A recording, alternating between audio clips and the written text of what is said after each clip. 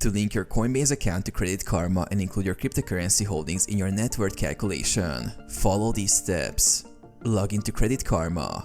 Open the Credit Karma app or visit creditkarma.com and sign into your account. Access Net Worth section.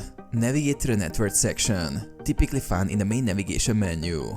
Add an account. Click or tap on Link More or the plus icon to add a new financial account.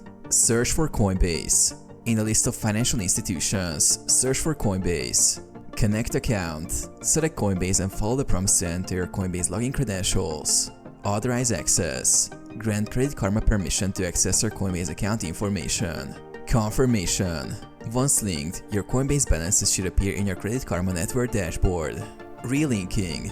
If you encounter issues, some users have found success by removing the existing Coinbase connection in Credit Karma and re-adding it. API key limitations.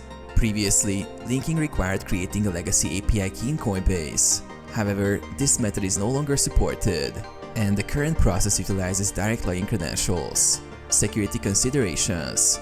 Ensure comfortable granting Credit Karma access to your Coinbase account. Review both platforms' privacy policies and security measures.